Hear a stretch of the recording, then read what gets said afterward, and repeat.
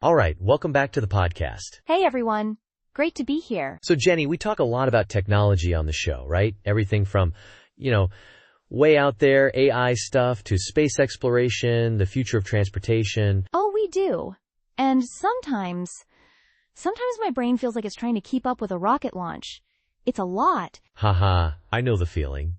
It moves fast. But today, we're bringing it back down to earth. Literally. Specifically, we're talking about tech that's getting integrated into ecology, conservation, wildlife research. Ooh, nature tech. Connecting the wild with circuits and code. I like this already. What's the scoop? Yeah, and it's a system that's making some decent headway in how researchers study animal behavior out in the wild. It's called WildWing. WildWing. Okay. So, instinctively, I'm thinking, a drone, right? Like flying over stuff? Exactly. But not just times drone being flown manually by a person with a controller. This is an open source, largely autonomous system designed specifically for keeping an eye on animals in their natural setting, without causing a big fuss. Autonomous? Okay, wait a minute. Let me get this straight. So instead of a researcher standing out in a field, holding a remote, and trying to manually track something like, say, a herd of zebras running, this thing can just fly itself and follow them? That's the core idea.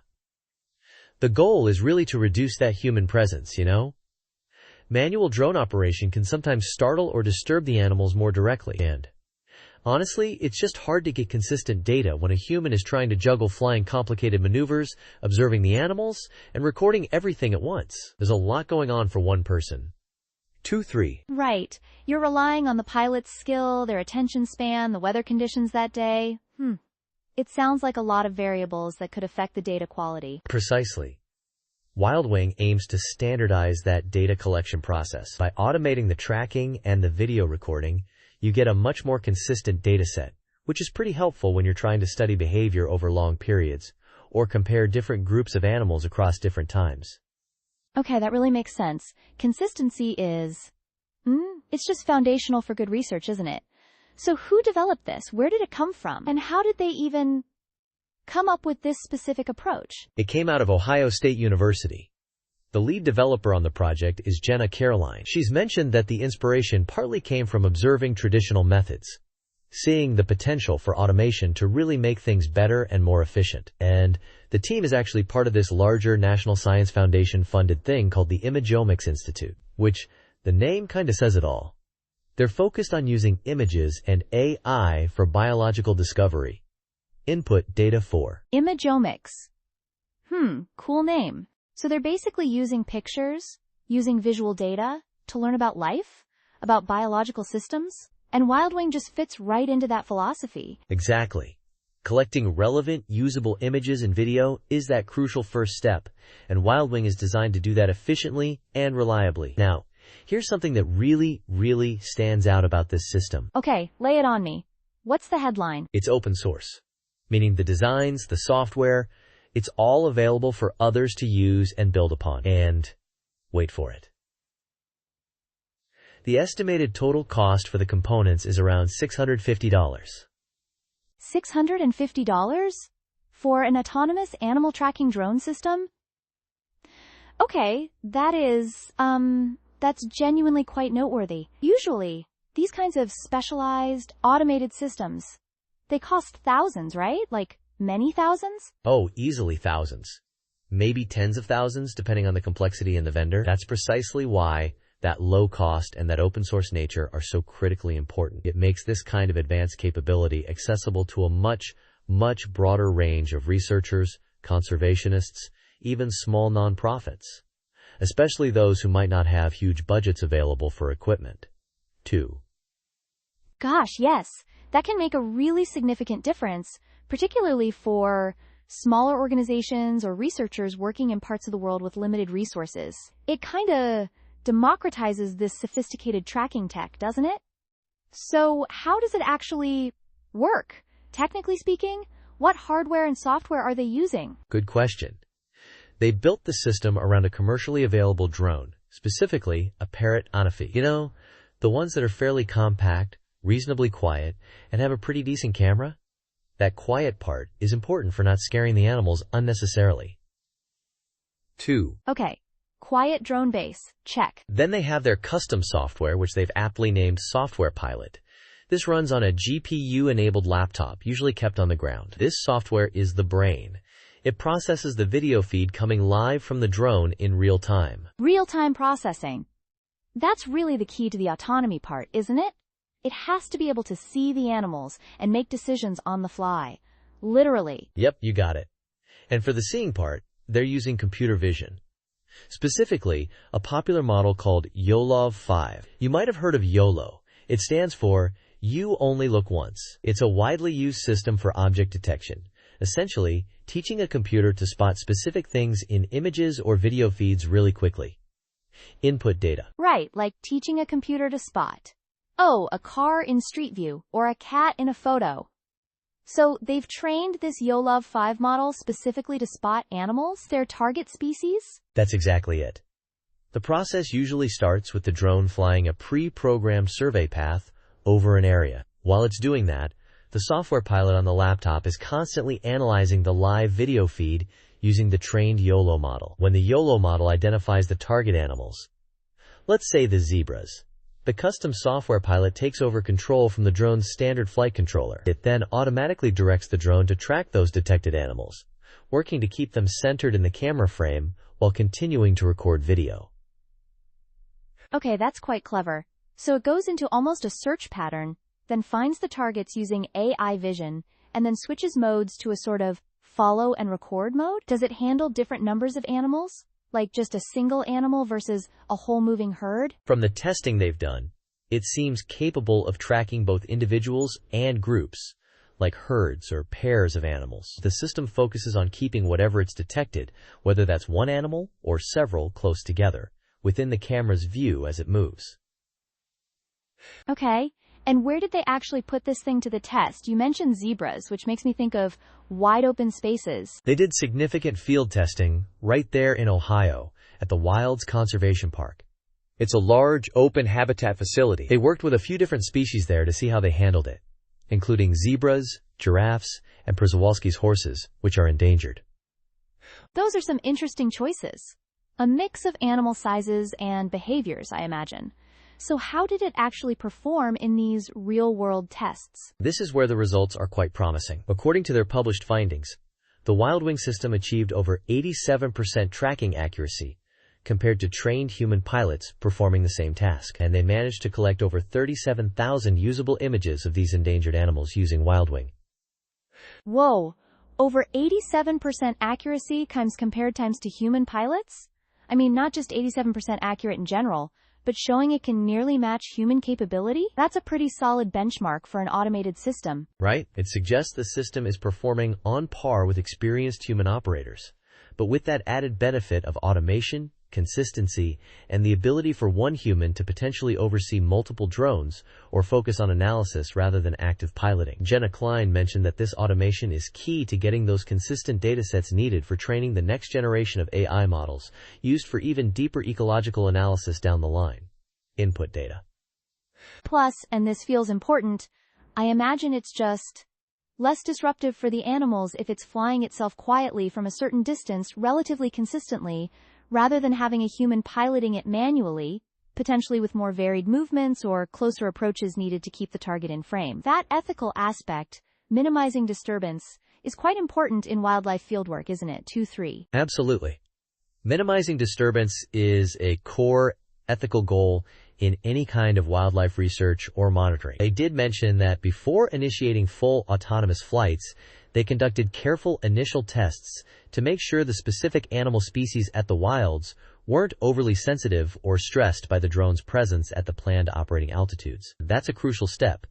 2. Good to hear they're mindful of the animal's well-being. Okay, so it's affordable at $650, it's open source, it performs well against trained human pilots, it collects a lot of usable data quietly. It sounds pretty promising. But I have to ask, are there potential downsides? Or things people might worry about with a system like this becoming more common? That's a fair point. Like any technology, especially one involving automation and AI, there are considerations. One question that comes up with automation in any field is about jobs. Could systems like WildWing reduce the need for skilled human drone pilots or even field biologists performing certain types of observational work? Specific. Question 1. Yeah, that concern comes up whenever we talk about increased automation, doesn't it? Replacing human tasks with machines or software.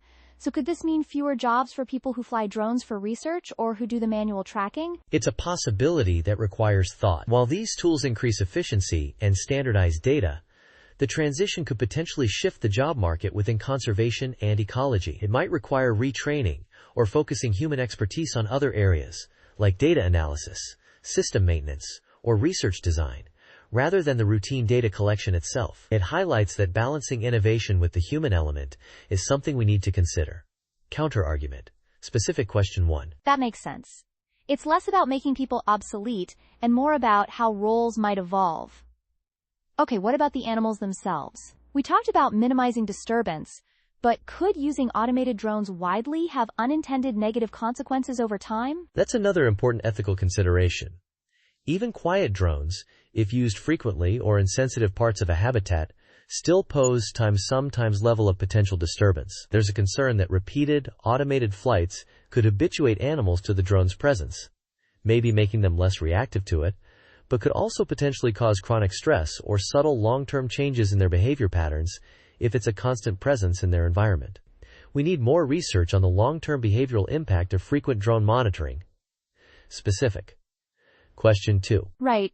We've seen studies where even relatively unobtrusive tech can change how animals act, maybe make them less vigilant towards predators, or alter their feeding routes. So, while WildWing aims for low disturbance during a single flight, the cumulative effect of widespread, regular deployment needs careful monitoring. Counter-argument. Specific question 2. Precisely. It's not just about the tech working, it's about its ecological footprint. Then there's the AI component itself, the computer vision. What happens if the AI model, like YOLOV 5, hasn't been trained on a really diverse set of images? Could exclusive reliance on AI for identifying and tracking lead to errors? The classic AI bias problem.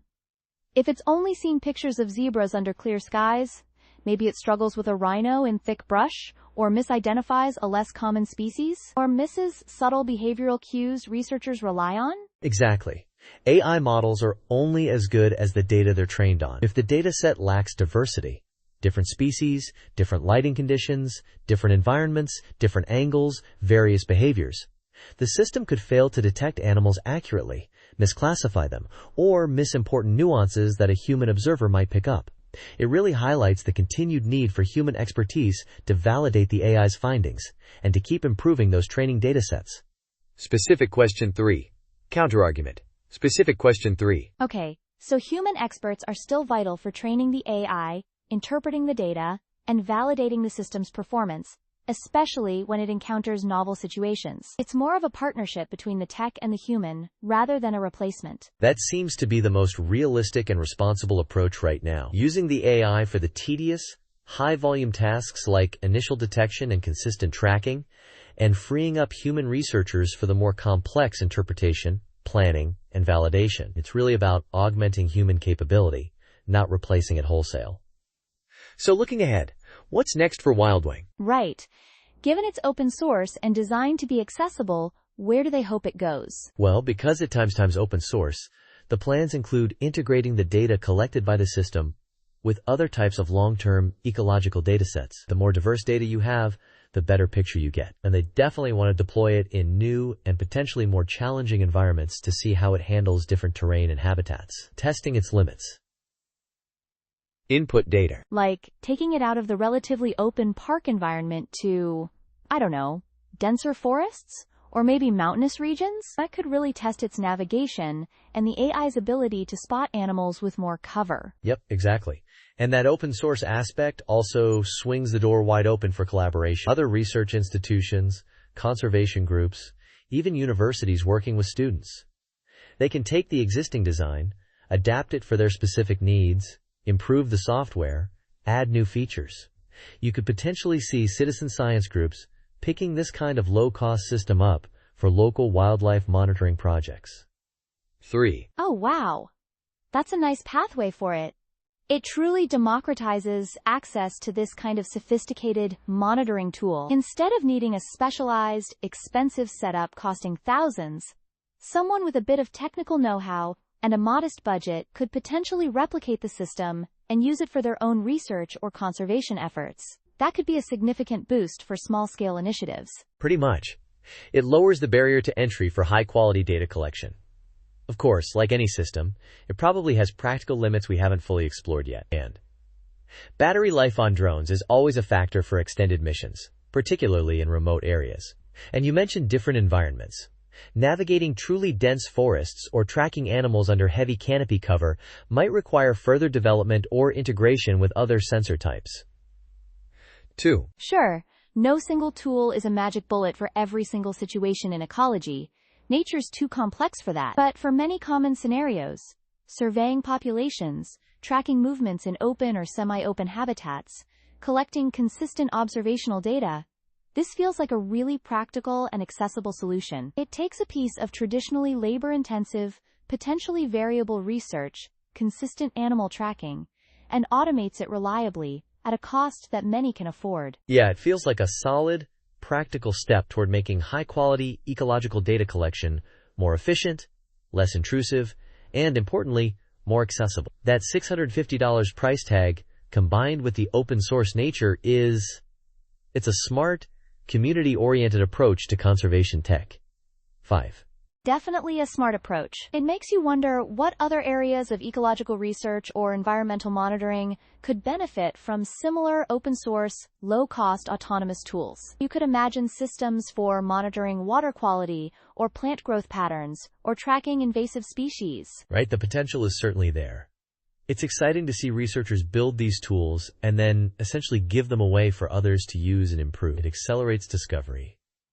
So big thanks to Jenna Klein and the whole team at Ohio State and the Imagomics Institute for putting this together and sharing it with the community. Indeed.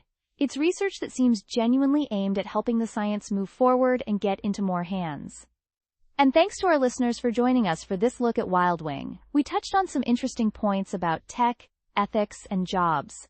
Maybe something to ponder. We'll put links to more details on WildWing and the sources we mentioned in the show notes. Great stuff. We'll catch everyone next time. Bye!